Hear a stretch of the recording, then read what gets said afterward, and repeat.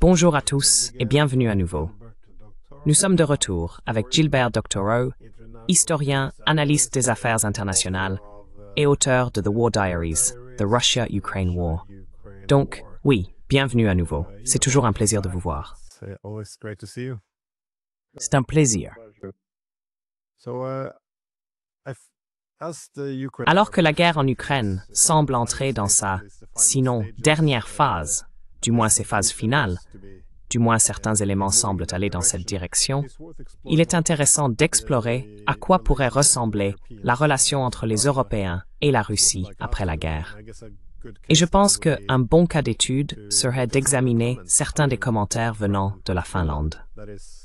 La rencontre entre Trump et les Européens à la Maison-Blanche était intéressante pour diverses raisons, mais les échanges avec le président Stubb de Finlande l'étaient particulièrement, je suppose, parce qu'il a fait plusieurs remarques.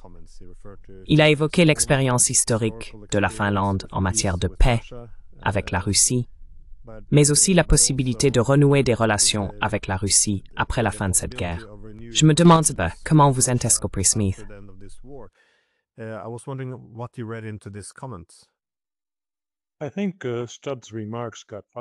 Je pense que les propos de Stubb ont attiré beaucoup plus d'attention au plus haut niveau en Russie qu'ils n'en ont eu en Occident.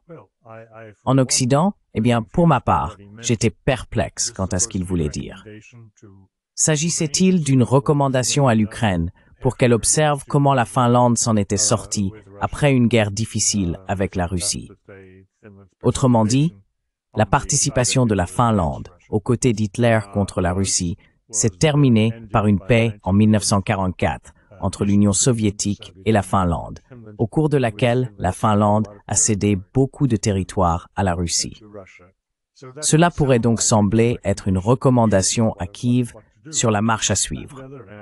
D'un autre côté, après réflexion et en tenant compte de ce que Sergei Lavrov a déclaré le lendemain des propos de Stubb, j'en arrive à une conclusion différente qui rejoint votre question sur la manière dont l'Europe va gérer la Russie à la fin de la guerre.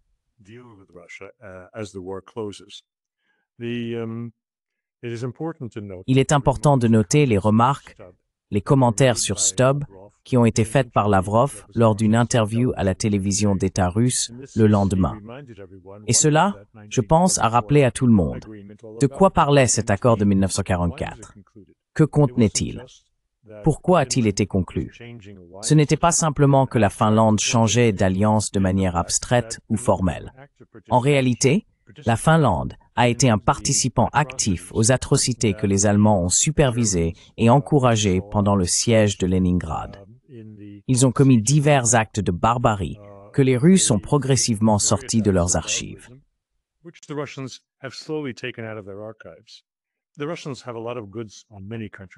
Les Russes disposent de nombreuses informations sur de nombreux pays en Europe, y compris sur le niveau de participation des Belges ou des Français dans les forces militaires de l'Allemagne sur le territoire russe, ce qui, selon leurs chiffres, dépasse tout ce qui pourrait ressembler aux forces des mouvements de résistance d'opposition dans ces pays, mouvements que tout le monde a célébrés, y compris les Russes, jusqu'à présent.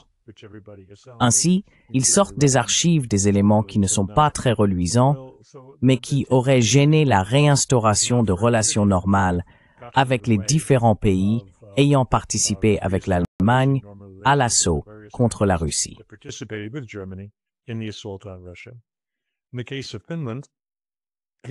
Dans le cas de la Finlande, il mentionnait, oui, ils ont commis ces atrocités.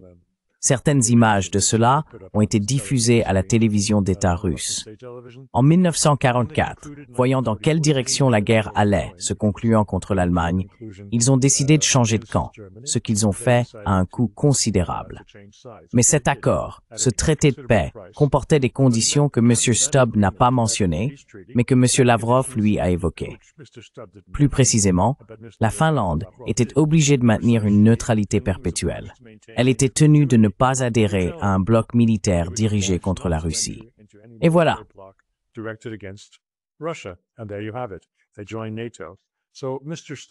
Ils ont rejoint l'OTAN.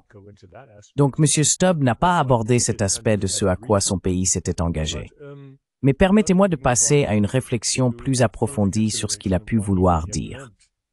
Cela s'est révélé un jour plus tard, lorsqu'il a déclaré, sans référence particulière à la raison de sa déclaration, que la Finlande cherchait à rétablir des relations avec la Russie. On peut lire entre les lignes, des relations normales avec la Russie après la fin de la guerre, car après tout, nous sommes voisins, des voisins directs. Eh bien, c'était un signal assez clair d'un changement de position. Les Russes s'en sont simplement emparés et ont demandé, eh bien, pourquoi attendre? Vous pouvez rétablir des relations avec nous dès maintenant. Ce n'est pas nous qui les avons rompues.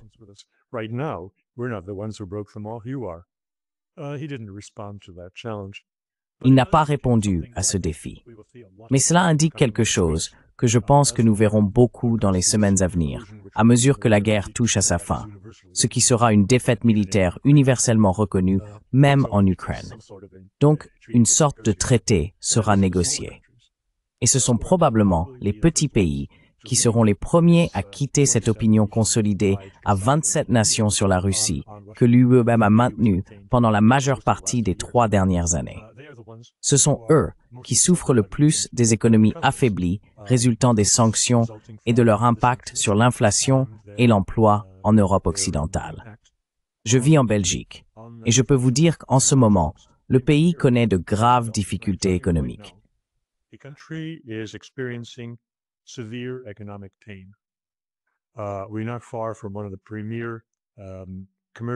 Nous ne sommes pas loin de l'une des principales avenues commerciales, des boulevards de Bruxelles, l'avenue Louise, et il y a beaucoup de restaurants et de vitrines vides. Je suis actuellement assis à Knokke. Knokke est la station balnéaire la plus élégante, la plus prestigieuse de la mer du Nord, sur la côte, le littoral belge, et il y a des logements vacants sur la digue, en bord de mer, ainsi que dans certains des principaux quartiers commerçants. C'est impensable. C'est la région la plus prospère de Belgique, et il y a des locaux vacants. Il y a des restaurants qui ont mis la clé sous la porte. Certains sont en difficulté. J'ai un parent, mon gendre, dont l'emploi est lié au marketing, et il rencontrait ses confrères, ses collègues du marketing, pour préparer des films publicitaires et de marketing.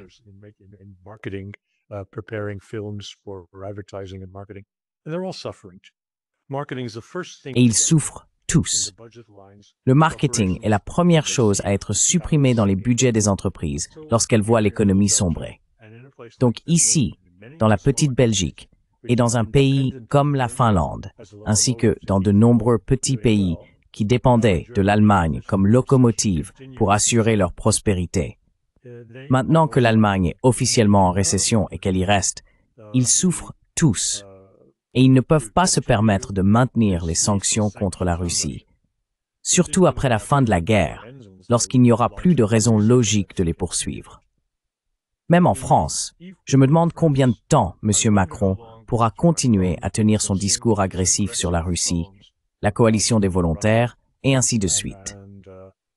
Il est sur le point de faire face à la chute de son gouvernement.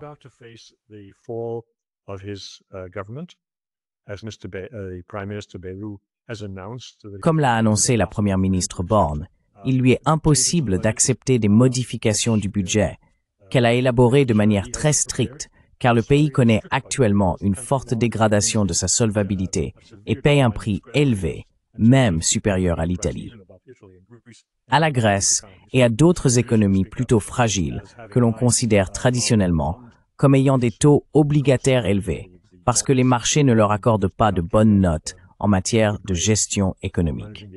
La France paie désormais des taux d'intérêt plus élevés sur ses obligations que ces pays. Cela ne peut pas durer, car la France sera pénalisée. Elle pourrait se retrouver dans les bras du FMI si cela continue encore longtemps. Par conséquent, compte tenu de ses faiblesses, la France est, parmi les grands pays, le pire cas, même si le Royaume-Uni ne s'en sort pas très bien non plus.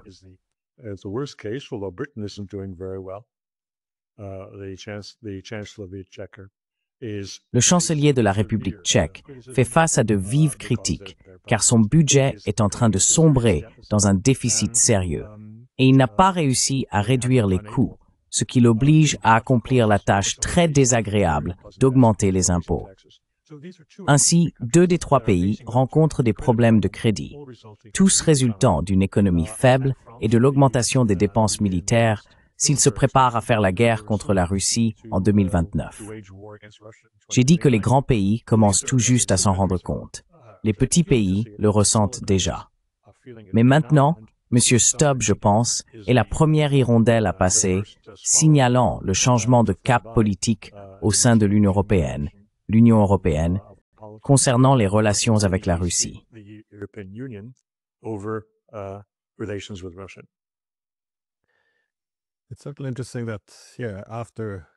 Il est certainement intéressant de constater qu'après la guerre, lorsque tout le monde, ou plutôt lorsque les positions les plus rigides, devront s'assouplir, cela pourrait aussi être un facteur de division pour les Européens. On souligne souvent qu'une fois la guerre terminée, les Américains pourraient partir. Mais il est également intéressant de noter que les Européens pourraient adopter des approches très différentes. Selon vous, qui seraient les plus grands partisans de la ligne dure en Europe et qui seraient les premiers à tenter de renouer certains liens?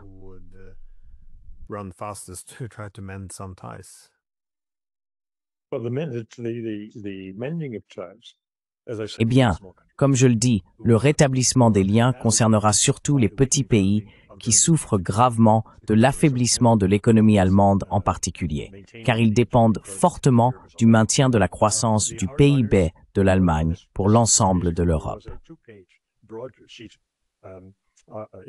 Quant aux partisans de la ligne dure, il y a 2 jours, un entretien de 2 pages avec un professeur spécialiste de la sécurité européenne à l'Université de Lille en France a été publié dans le quotidien économique ou financier le plus important de Belgique, l'Écho de la Bourse.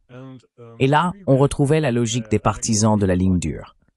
Il faut noter que la Belgique francophone observe toujours ce que font et disent les Français. Ils les considèrent comme l'étalon, la référence élevée qui devrait orienter le débat public en Belgique même.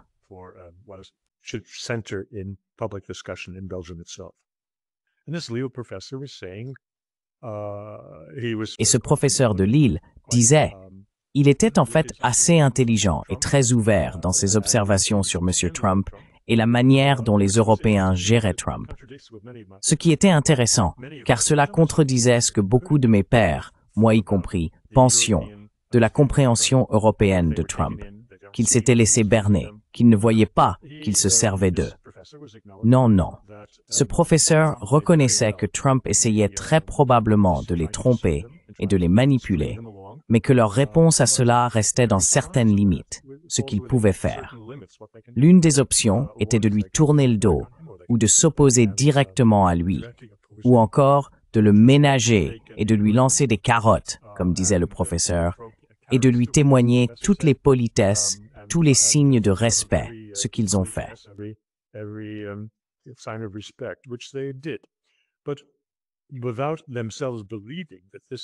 Mais sans croire eux-mêmes que cela changerait sa trajectoire, qu'il y aurait un retour vers des positions pro-européennes et anti-russes. La logique est différente. La logique est ne rien faire qui puisse contrarier ses plans. Laissez M. Poutine s'en charger pour nous.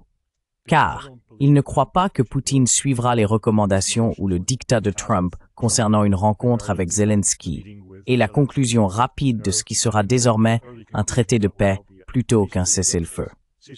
Ils s'attendent donc à ce que cela échoue.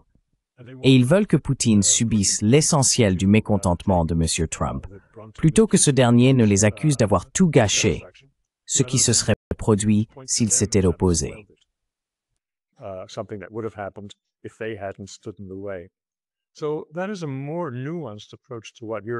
C'est donc une approche plus nuancée de ce que fait l'Europe que tout ce que j'ai entendu jusqu'à présent, et je lui tire mon chapeau. En même temps, sa logique générale, je pense, explique très bien ce qui se passe dans l'esprit de M. Macron, des personnes qui l'entourent, ou de M. Starmer, à savoir qu'en aucun cas, cette guerre ne doit se terminer par un traité qui compromettrait la souveraineté de l'Ukraine, sa capacité à conclure des alliances avec qui elle veut, sa capacité à maintenir une armée du type qu'elle souhaite pour sa sécurité, et ainsi de suite. Avec l'idée que l'Ukraine sera toujours une force de réserve, une armée de 800 000 hommes, prête à aider l'Europe à tout moment. Autrement dit, très proche de ce que dit M. Zelensky, qu'il est un défenseur de l'Europe.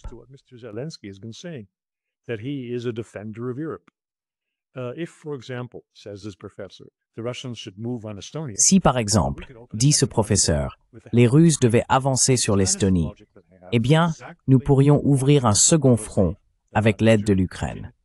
Voilà la logique que j'ai, et c'est exactement ce que M. Poutine avait en tête lorsqu'il a lancé l'opération militaire spéciale. Rendre ce type de relation impossible en imposant la neutralité, des limitations sur la taille de l'armée ukrainienne et la dénazification, un changement de régime. Voilà. Comme je l'ai dit, je considère ce professeur de Lille comme un très bon représentant et explicateur de ce qui se passe probablement dans l'esprit de nombreux de ses pairs parmi les conseillers académiques de M. Macron et, possiblement, de leurs homologues en Allemagne et en Angleterre.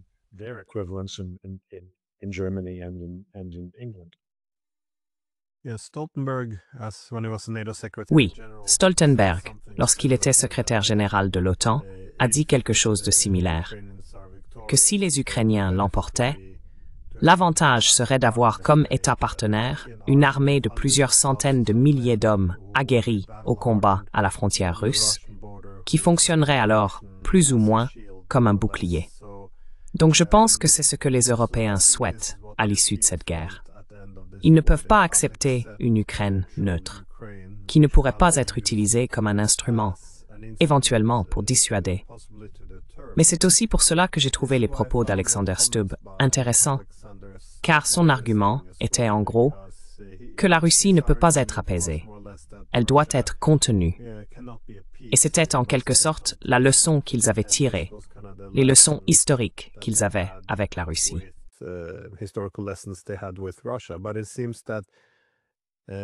Mais il semble que ce soit le contraire, car de mon point de vue, la principale leçon à retenir est qu'il faut éviter toute compétition sécuritaire aux frontières d'autres grandes puissances.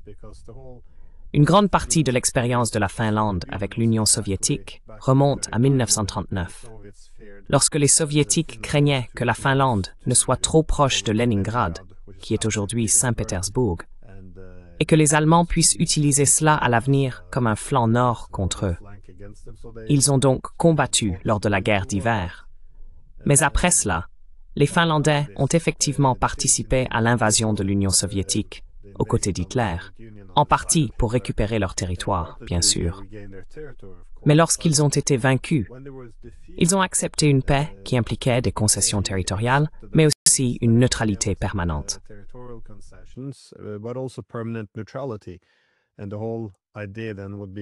Et l'idée principale était alors de ne pas devenir un instrument de la compétition sécuritaire entre les grandes puissances.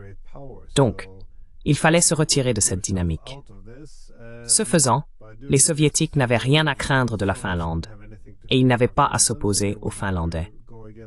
Et dans une large mesure, l'histoire de la Finlande est un grand succès de la neutralité. Cette frontière immense, et pourtant plus de problèmes grâce à la neutralité permanente. C'était pragmatique. Cela prouve que la neutralité fonctionne. Ils ont assuré leur indépendance, leur souveraineté, leur paix. Très souvent, on regardait alors vers la Finlande. Pourquoi cela ne serait-il pas un bon modèle pour l'Ukraine? Mais au lieu de faire de l'Ukraine une nouvelle Finlande, nous faisons l'inverse. La Finlande devient une ligne de front comme l'Ukraine. Et c'est là tout l'enjeu. Lorsque la Finlande a rejoint l'OTAN en 2023, elle se mouve cette équipe les puissances.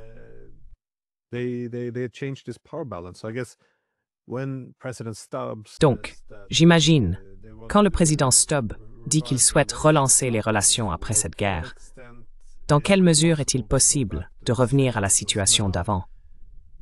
Parce qu'aujourd'hui, la Finlande est la plus grande frontière de l'OTAN face aux Russes. Et les Russes sont en train de reconstituer le district militaire de Leningrad en réponse à cette réalité, ce qui signifie que la frontière avec la Finlande, maintenant que le pays a mis fin à sa neutralité, va devenir plus militarisée. Nous avons des pays comme les États baltes et la Pologne qui affirment que l'adhésion de la Finlande à l'OTAN permet de transformer la mer Baltique en un lac de l'OTAN. On observe également une préparation accrue à un affrontement ou à une confrontation dans l'Arctique. Il semble donc que la Finlande devienne un État de première ligne. Alors, dans cette mesure, est-il réellement possible de venir en Assai et de rétablir la relation de ces États?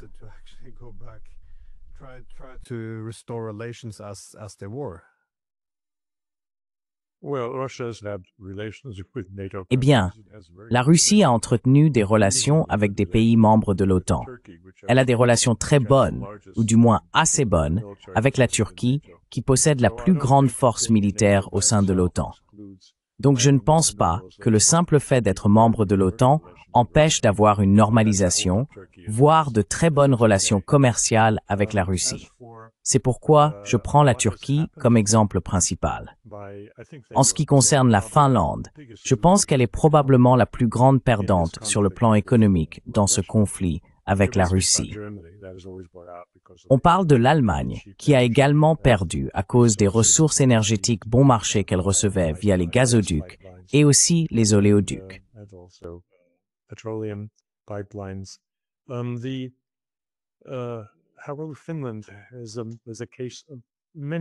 L'exemple de la Finlande illustre à de nombreuses reprises la dépendance et la rentabilité issues de ses relations commerciales avec la Russie. Cela remonte à la période soviétique, où, pour être honnête, ils vendaient aux Russes des biens de consommation de qualité assez médiocre en échange de ressources énergétiques de grande valeur. Et pas seulement cela. Regardez, la Finlande possède une très grande industrie de transformation du bois, une industrie papetière. Et celle-ci dépendait fortement des grumes russes bon marché. Il y avait bien sûr un grand débat en Russie sur les avantages ou les pertes pratiques de ce type d'échange. Et il ne fait aucun doute qu'il y a eu des pertes.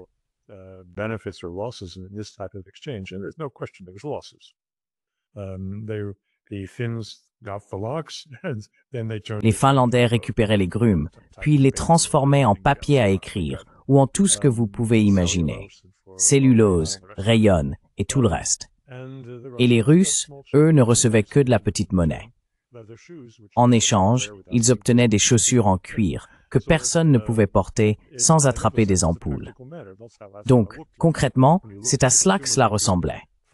Quand on regardait les biens de consommation finlandais en vente en Russie, en Union soviétique, ils étaient assez médiocres, du même niveau que ce que la Bulgarie exportait. L'économie finlandaise, à tous égards, profitait de la Russie, c'est-à-dire à l'intérieur de la Finlande. Et leurs activités en Russie étaient rentables. Et les Russes le voulaient ainsi.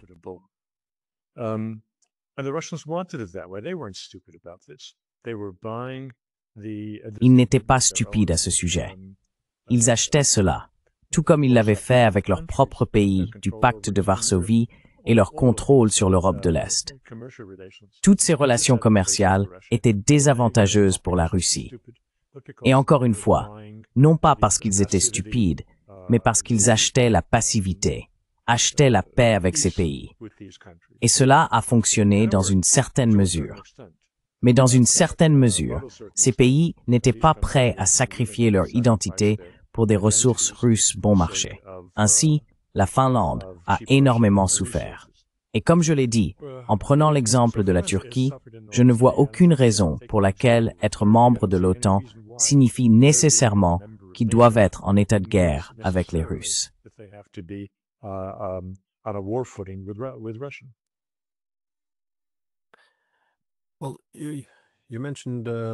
Eh bien, vous avez mentionné le commentaire de Lavrov.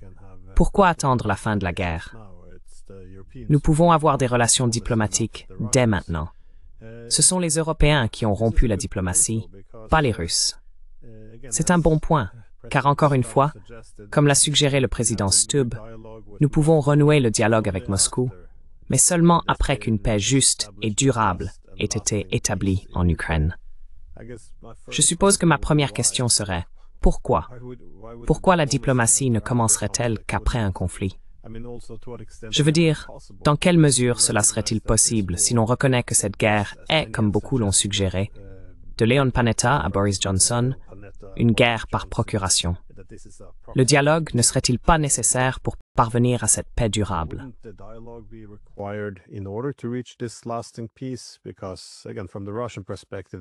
Parce que, encore une fois, du point de vue russe, le principal problème est que nous avons annulé ces accords sur la sécurité pan-européenne, la sécurité indivisible. Donc, construire cette Europe sans la Russie revenait à rediviser le continent, à raviver la logique de la guerre froide du jeu à somme nulle, et même à refuser ensuite de prendre en compte les préoccupations russes, étant donné qu'il s'agissait d'un élément hégémonique. Mais, si la thèse russe est correcte, à savoir que la conséquence de cela est que les États profondément divisés, que ce soit la Géorgie, la Moldavie, l'Ukraine, seraient alors tirés dans les deux directions afin de lutter pour le contrôle sur eux, pour voir de quel côté des nouvelles lignes de division en Europe ils se trouveraient. Tout cela semble nécessiter également des accords entre les Européens et les Russes.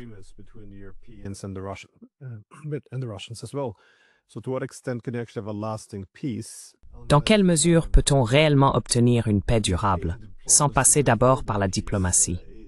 Je veux dire, je comprenais la logique initiale. On va isoler la Russie. Cela exercera une pression sur elle. Mais qui pense aujourd'hui que la Russie est isolée alors que les Américains discutent désormais avec la Russie? Il n'y a que les Européens. Le reste du monde fait des affaires. Ils dialoguent avec eux. Les Américains essaient d'améliorer leurs relations bilatérales. Où se situe alors cette logique? Parce que je le dis toujours, je peux très bien comprendre la position russe. Je comprends très bien celle des Ukrainiens. Je peux comprendre les Américains. Mais les Européens, je ne comprends pas vraiment pourquoi ils continuent de boycotter la diplomatie.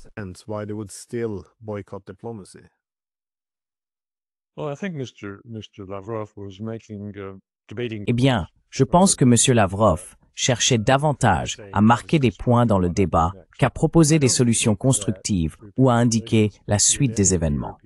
Je ne crois pas que la réparation des relations avec les pays européens figure vraiment en tête de l'agenda de Moscou. Selon moi, sa première préoccupation est de rétablir les relations avec les États-Unis. Et la chose la plus importante à régler avec les États-Unis, et de toute urgence, c'est de parvenir à un accord pour empêcher les États-Unis d'installer leurs missiles à portée intermédiaire en Allemagne en 2026, soit dans environ 5 mois. C'est d'une importance vitale. Et pour cela, il faut un accord avec M. Trump. Ensuite, ils pourront se tourner vers les États européens.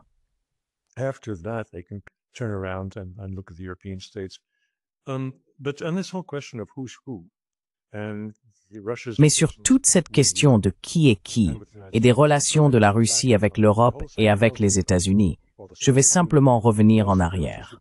Toute la psychologie de la Russie ou de l'Union soviétique était qu'il y avait deux superpuissances, les États-Unis et la Russie, et l'Europe ne comptait pas vraiment. Malgré le fait que les Russes dans la rue puissent se considérer comme Européens, cela ne se retrouvait pas dans la pensée du Kremlin. Ils se mesuraient aux États-Unis. Toute leur description d'eux-mêmes était exprimée en unité des États-Unis. Ainsi, tout comme en Australie, je pense que chaque distance entre les villes est mesurée en comparaison avec la distance entre Melbourne et Sydney.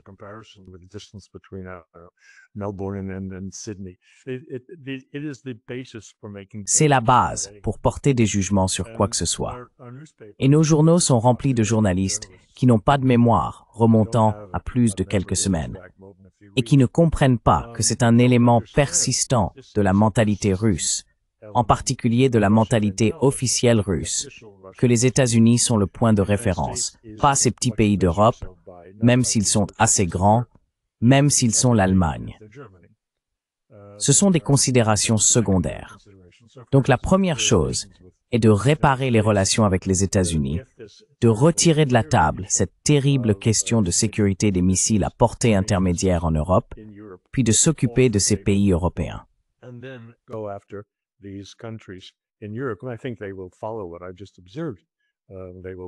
Et je pense qu'ils suivront ce que je viens d'observer. Ils commenceront par travailler avec les petits pays qui sont plus enclins à la raison.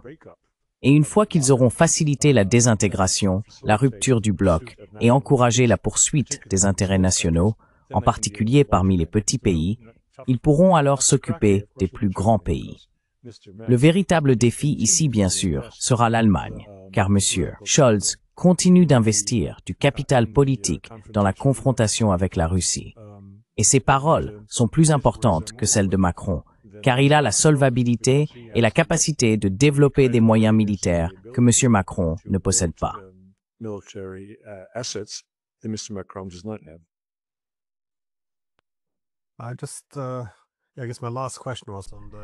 Je suppose que ma dernière question portait sur la stratégie européenne. Comme vous l'avez suggéré, l'objectif serait que les Européens semblent simplement acquiescer et dire « Bien sûr, Trump, vous êtes formidable. Nous suivrons vos excellentes initiatives de paix. Nous n'avons jamais été aussi optimistes qu'aujourd'hui. Tout ce que vous avez à faire, c'est de faire pression sur les Russes pour vous assurer que c'est bien là que vont ces négociations. Ou ces menaces, car c'est ainsi qu'ils négocient. Je vois beaucoup d'éléments qui vont dans ce sens. Lorsqu'ils ont commencé à suggérer un cessez-le-feu de 30 jours, je me souviens que tous les dirigeants européens ont publié un tweet presque identique. Ils utilisaient tous la même phrase. « Ah, le cessez-le-feu, la balle est maintenant dans le camp de la Russie. » En d'autres termes, Poutine, Trump, allez-y.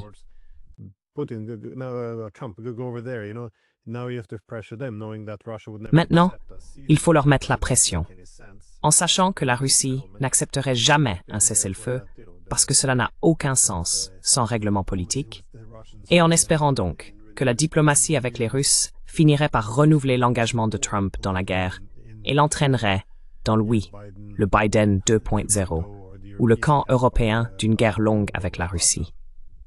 Mais maintenant que le cessez-le-feu est exclu, cela devient un peu plus difficile. N'est-ce pas? Parce que tout cela semble reposer sur l'idée que la Russie ne veut pas vraiment la paix, qu'elle ne fait que gagner du temps pour, vous savez, s'emparer de plus de territoire. Mais si les conditions de la Russie étaient réellement remplies, c'est-à-dire les concessions territoriales et la neutralité, qu'est-ce que les Européens vont faire si les Américains et les Russes parviennent à la paix, et que les Européens doivent alors essayer de s'y opposer bec et ongle? Je veux dire, comment pourraient-ils réellement empêcher que cela se produise?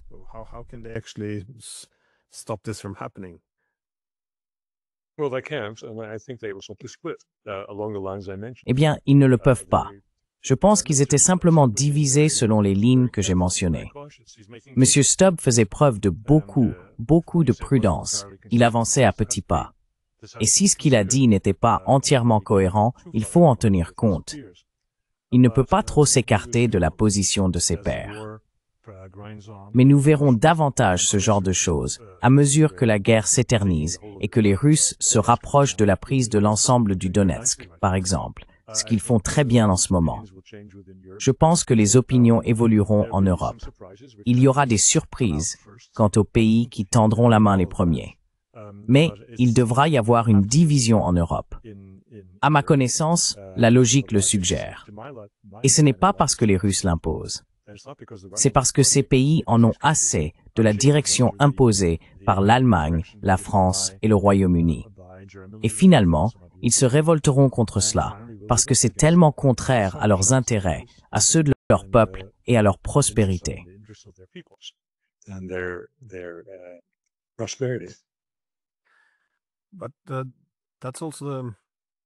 Mais cela me fait aussi réfléchir aux attentes envers l'Ukraine, ce qui viendra après cette guerre, car ce que les Européens semblent vouloir, c'est avoir des centaines de milliers d'Ukrainiens prêts à mourir pour l'Europe, essentiellement pour servir de première ligne active en cas de conflit avec la Russie. Mais les Ukrainiens, évidemment, espèrent que ce seraient les Européens qui viendraient en aide à l'Ukraine, et non l'inverse. Bien sûr, s'il devait y avoir un bloc militaire, ces deux choses ne seraient pas mutuellement exclusives. Mais alors l'Occident, évidemment, serait entraîné dans une guerre, ce que les Européens ne feraient pas sans l'Amérique.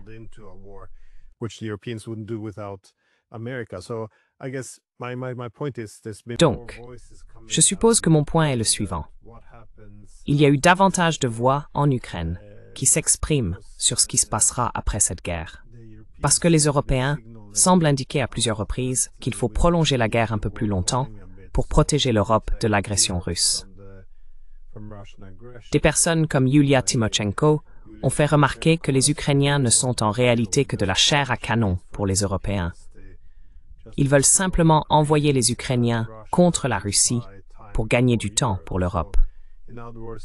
En d'autres termes, ils commencent à comprendre que l'Europe n'est pas là pour protéger l'Ukraine, mais pour utiliser les Ukrainiens afin de protéger l'Europe, essentiellement. Alors, comment cela fonctionnerait-il après une paix? Parce que sur cette base, il semble que l'on attendra de l'Ukraine qu'elle continue à faire cela indéfiniment, qu'il y aura un consensus politique pour envoyer les Ukrainiens contre la Russie afin d'aider les Européens. Cela ne semble pas vraiment. Enfin, je vois quelques failles dans ce plan, je suppose.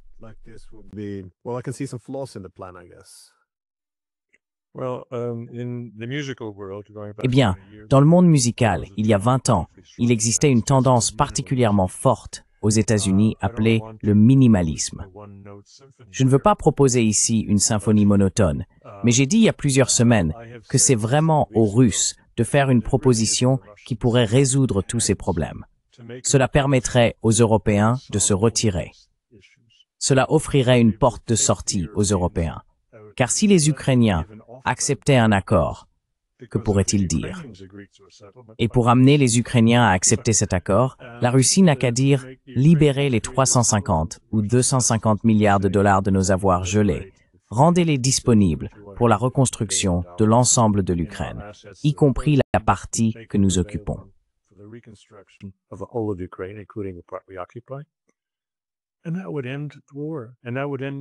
Et cela mettrait fin à la guerre.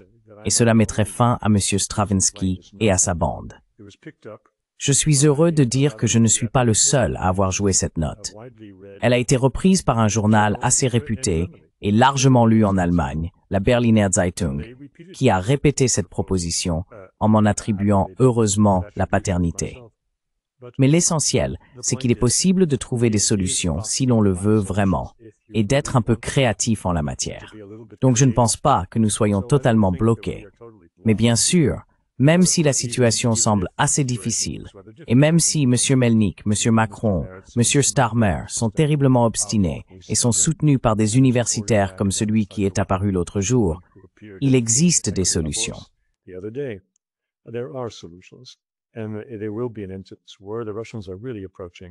Il y aura un moment où les Russes s'approcheront vraiment de Kramatorsk et de Slaviansk. Ils ont plus ou moins encerclé Pokrovsk, ils ont effectué quelques incursions à Pokrovsk, donc je pense vraiment que la guerre sur le terrain dans le Donbass se compte en semaines, peut-être en mois, mais plus en années.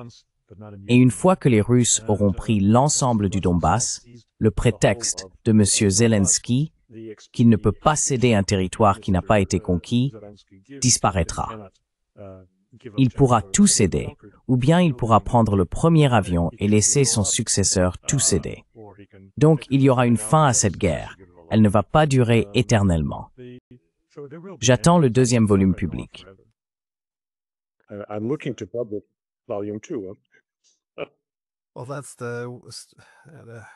Eh bien, c'est là que réside la frustration. Tout le monde reconnaît, plus ou moins, que les Russes n'abandonneront pas le Donbass. Donc ils peuvent soit chercher à apaiser maintenant, soit attendre encore quelques mois jusqu'à ce que le Donbass soit perdu, puis faire la paix. Mais bien sûr, à ce moment-là, l'Ukraine sera dans une position bien plus difficile. Car d'ici là, une plus grande partie de Zaporizhia aura été perdue. Et bien sûr, une plus grande partie de l'Ukraine aura été détruite. Beaucoup plus d'hommes seront morts. La capacité à tout reconstruire aura diminué. Donc, si l'on était complètement rationnel, et si l'on avait des dirigeants avec un certain poids politique, ils seraient capables de conclure aujourd'hui l'accord inévitable, au lieu d'avoir à choisir un accord pire demain, simplement parce que c'est politiquement plus facile à faire. Mais encore une fois, tout cela m'a frustré depuis une décennie, donc je pense qu'ils ne choisiront pas encore les meilleures solutions.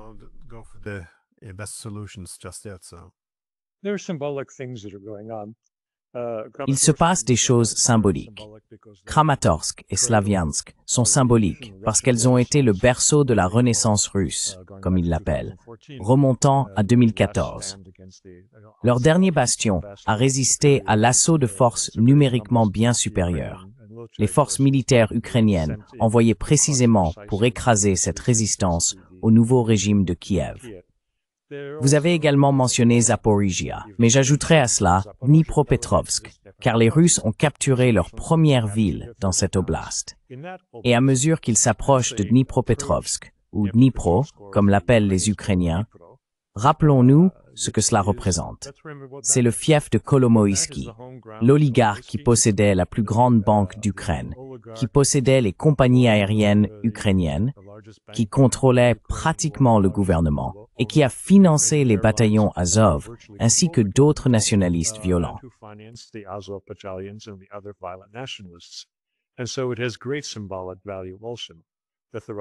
Il y a donc aussi une grande valeur symbolique dans le fait que les Russes marchent sur Dnipro. Les Ukrainiens sont durement frappés, ce qui ne veut pas dire qu'il n'y a pas de véritable guerre. Il y en a une. Et quand on regarde la télévision russe et qu'on écoute les reporters, ce sont des correspondants de guerre qui voyagent près du front, et ils doivent quitter leur véhicule et continuer à pied, parce que les véhicules ne sont qu'un piège pour les drones d'attaque. Ce n'est donc pas comme si tous les Ukrainiens fuyaient le front. Les Russes n'avancent pas en grandes unités. Ils progressent en petits groupes, à pied ou en scooter ou moto, précisément à cause de la menace des drones.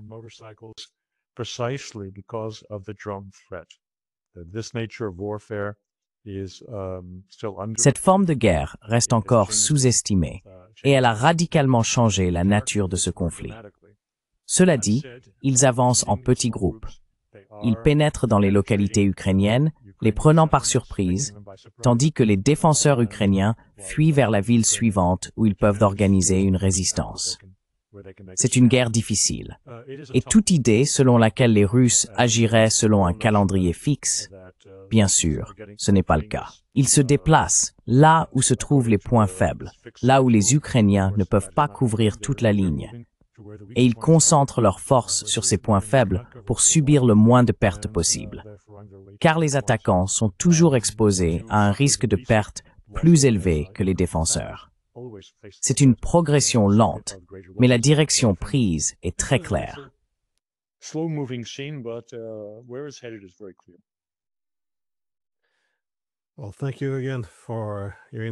Eh bien, merci encore pour votre contribution. J'ai trouvé cela très intéressant à examiner.